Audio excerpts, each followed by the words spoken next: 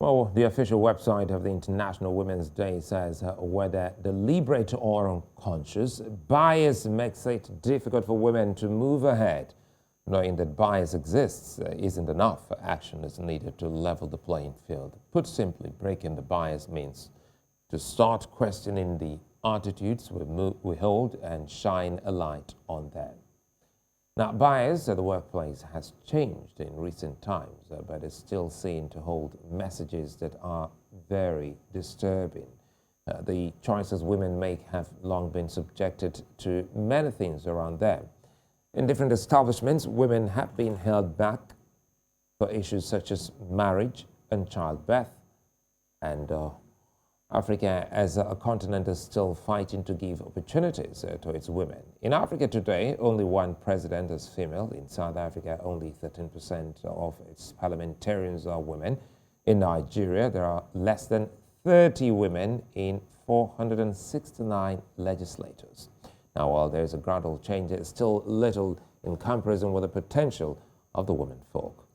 Now, the empowerment of women and support given to women have become extremely important, especially as their population increases. Education has become vital, and providing equal opportunities are more than ever essential. Now, joining me to talk on these, I have with me Ndoni Mcunu. She's a climate scientist and social preneur from Johannesburg in South Africa. And of course, Irene Ogaja. She's a peace and security expert in Nairobi, Kenya. Ladies, good to see you, and once again, happy International Women's Day. And truly, the conversation should go beyond the day. Looks like Africa is gradually getting, more and more out there, and some other men folk are also, putting their weight behind this cause. Now, how important is the day? Let's start with you, Irene. How important is the International Women's Day to some of the key objectives of what the continent or the world is trying to push? Thank you so much, Sulaiman, for having me on the show. And happy International Women's Day to all the women in the continent and globally as well. International Women's Day is an important day to showcase the power and the potential of women and girls in the society and globally. It measures the trends, how far women have come in various aspects of society, of various matrices, including economically, decision-making in terms of power, their place in the power positioning, as well as in health issues and other societal issues. We also look at International Women's Day as a day to be able to celebrate women and their role in society. Women are more than 50% of the society, but are underrepresented in almost every aspect of the world. And today, we look at every aspect that women are involved in, and we look at how far we have come over the last 100 years since we started celebrating International Women's Day. And we also see mitigation measures in which we can be able to ensure that we can be able to achieve gender equality as soon as possible. Well, as we are moving right now, we are looking at 137 years until women can be able to achieve gender equality. But we want gender equality to be achieved now so that we can be able to improve our society. Women are solution multipliers, so we need to put them on the decision-making table. We need them to be able to participate in every aspect of the society. The statistics are still quite dire. If you look at the number of CEOs in the world, and this includes the developed world, we have less than 20% representation of women. We have less than 30% of women in managerial positions globally. So if we have combined these numbers, including in the international sphere, what is the situation in Africa? You've already said it's only one woman in Africa who's a president, and she happened to get there because of an unfortunate circumstance that happened, that the former president died, and it's here in East Africa. So we still have to change the perception with which women and the biases in which women are seen and viewed so that we can break this glass ceiling and have representation of women in all spheres of society. Apart from that, women are actually victims of very many negative things that happen in the world. Apart from peace and security, which is actually a critical aspect, you can see the situation in Myanmar, the situation in Ukraine. Women and girls are the most affected. Gender-based violence is actually right now about 137 women daily on and internationally, that is, are killed by either their partners or their family members. Those are not good numbers. Basically, it's almost one woman in every country is killed every day. And these statistics vary. Apart from peace and security, this year we're also we're looking at women in the aspect of environment and climate, and how this has affected women and how it has affected their push towards gender equality. Let me bring in Ndoni here. Sorry to butt in, apologies. Let me bring in Ndoni here. Listening to you, one of the, I think some of the key things that we should bring before you, Ndoni, is politically and in leadership.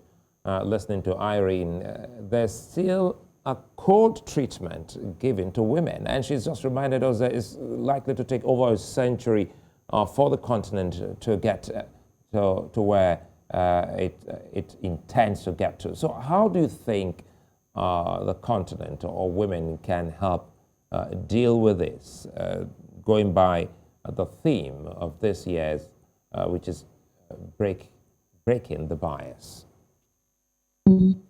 I think women have immense experience, especially if we're speaking about the climate. If we're going into rural areas and we see who are the people that are working on the ground, it is actually women. And yet we still have major challenges in terms of giving women rights to land and land ownership. So women play a very big role from the experience to their personal journey as women. They come in with diverse opinions, diverse skills, as well as different ways in which we can come up with solutions, just like climate change, food security, as well as leadership and politics. All right, okay, you know, some people will say if you're not giving, still with you, Ndoni, let me stay with you for a bit. If you're not giving, you ask for it, which is what Nigerian women did just recently with a constitutional amendment where some of the bills were thrown out and they marched towards the National Assembly, and now the National Assembly has to revisit those bills, 5 rejected bills. So as women, how important is it to constantly make these demands? It's very important. Unfortunately for us as women, even I can speak from the science perspective, the lack of representation is not necessarily something that's very good for the upcoming generation, for International Women's Day, for skills upliftment and experts upliftment. And so the need for women to actually take that upon themselves. And I always say that taking it upon themselves means that they themselves, we ourselves need to actively today think about, as it is International Women's Day, who are we mentoring? If you need mentorship, are we actually sorting and trying to find out how can we get mentored? How can we be better in our careers, or rather better represented in our industry, as well as more visible in our industries? So it's really up to us to do that. And the thing that makes that important is that it's our voices and it's our narrative that needs to be heard. And so as long as we are the ones that are not taking the forefront in this, we're always going to find ourselves in a situation where we are being misquoted or we're frustrated about days like this because they're not doing anything. But we need to actually start to say, on International Women's Day, this is what we want to see. We want to see young girls being mentored. We want to see issues around job creation and women development and leaders being discussed, as well as actual assignments of women into these kind of positions. And Irene, the role of education can be undermined, and the more African women that are educated, the better. And perhaps, who knows, that can actually work the magic before the century mark you highlighted. So how can respective governments help improve the child's education? Well, that's a good question. it is critical. A lot of young women are married early. That's one of the things that we've seen. Another thing in our communities, it is usually the usual modus operandi is that when there is issues with the economic status of the family, the boy is educated, the girl is led to stay in the home. And this narrative has to change. This perception and bias has to change. This has to go all the way to the grassroots. The local community leaders need to educate their people in terms of empowering the woman, because when a woman is educated, the home, as I said, a woman is a solution multiplier. The home becomes much better. The children are better educated, and the economic empowerment of the home is much better. And you can see that there's way more advancement in the home. And when you build the home, you build the community, you build the society, and you can look at a global society that is well more empowered. Aside from that, it is critical to ensure to push as far as possible the level of education of a woman. Whereas maybe women leave school at 12 years, we can try and push it to 16 years so that they have more knowledge, more empowerment, and more exposure, so that we can increase the level of education. And also proper legislation is critical to ensure that at least education is not only biased towards men, but also includes women. And Irene, before we go back to Ndoni, you know, when you spoke about education, I'm trying to actually string it along some form of awareness. In the past, I've spoken about issues like female genital mutilation on the show here. But in some cultures, women are still the drivers of these practices that people like yourselves are trying to say, hey, stop. How can they be reached to make better decisions? Female genital mutilation, I must say, is actually a practice that is diminishing right now, but hundreds of millions of women have actually been through the process of female circumcision. And this practice is a very culturally entrenched practice that has survived over years and over centuries. It is diminishing right now. It is reducing in most places, but it's still being practiced. Now, one of the things that you look at the non-governmental organizations, the CSOs and CBOs that are all the way to the ground, working with not only the society and the community. These are the people who can be able to reach out and help these communities unlearn these habits. It's a process. Culture is very deeply ingrained in us as individuals and us as a society. So that these are habits, and these are cultural habits that need to be learned. And a lot of reallocation of resources needs to be done towards ensuring that, and percolates all the way to the community level actually, to ensure that female genital mutilation is something that is prevented, to provide homes in which women who are facing this can be able to go and be protected. Because some of the times they are forced by their parents, they are forced by their fathers, it's part of their cultural practices, so it is hard to escape. So this reallocation of resources and change of policies that actually banned female genital mutilations is critical, not only at the national government level, but also at the community level.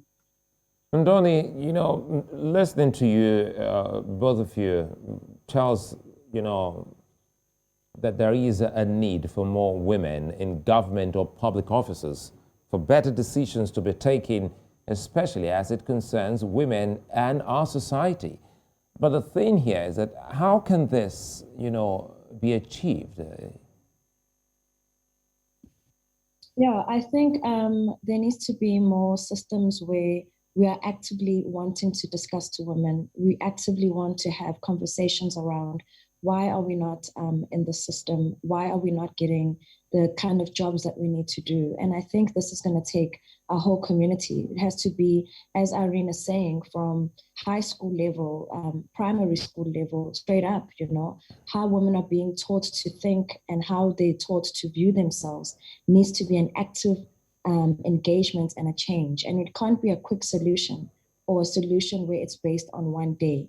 It's a solution that is based from, as a priority going up, meaning it should be a major goal in our education system, as well as in our own personal family upbringing lifestyles, and making sure that we dismantle cultural norms and cultural limitations that we have. And so we need to actually actively say, yes, we've identified the problem, that there's a need for a change, but now what do we need to do? And it mustn't be a conversation that's happening at a very high level, where it's not trickling down to the people in the communities and rural areas and to schools, but it needs to be a conversation that's being taken from the bottom up, where we're asking the rural areas, the schools, the communities around these cultural challenges that we have, and these cultural norms, and how we view, and then how do we develop not just the woman or the girl child, but also developing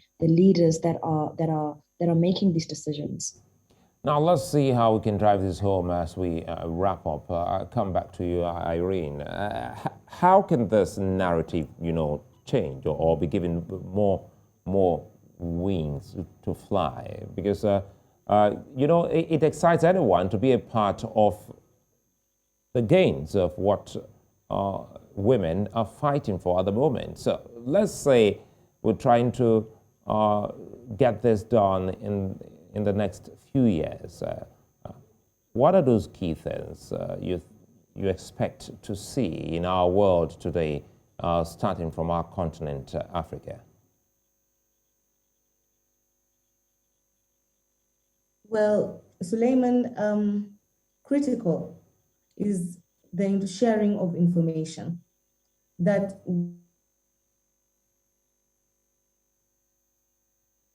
need to share the gains that we have made, not only at the global level, but also all the way to the bottom level.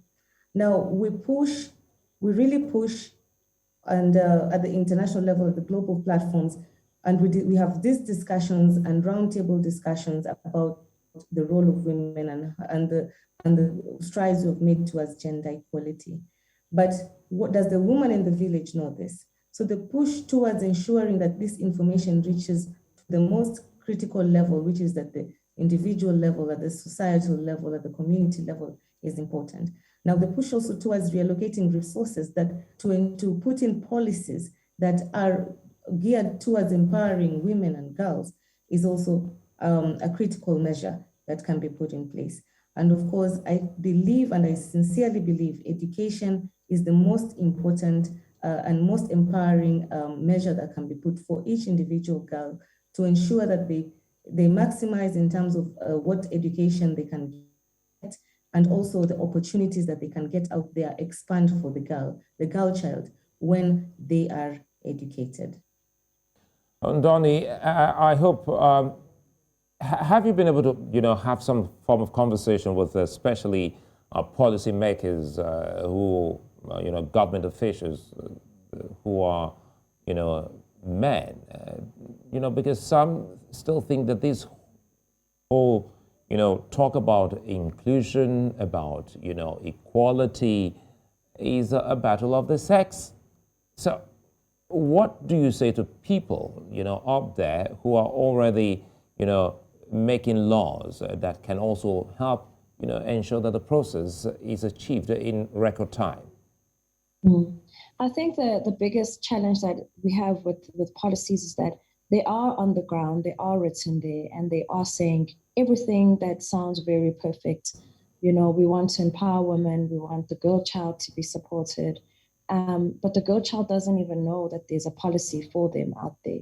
So policymakers need to understand that a policy is not supposed to only just be at a high level, but it needs to be something that people are understanding. What does it mean? How do we interpret this in our own lives? And so for me, the people that are leaders and they want to make a change, make sure that these policies that we are trying to, that are written are fully understood by people. This can be done through, making sure that we have proper engagements with communities, having apps that are allowing information around empowering women and how they can actually have access to these policies and what does it mean for them. It's important that policy is not sitting only in our libraries, but it's also being communicated to our communities. And while we're communicating that, be aware of what is the participation towards this policy, and not just at the end when we've done our policy, but at the beginning to make sure that the policy that's being designed is not at a high level, very well written English level conversation, but it's actually supposed to be at a level of implementation from the bottom up. Well, I sincerely hope that this conversation can go on.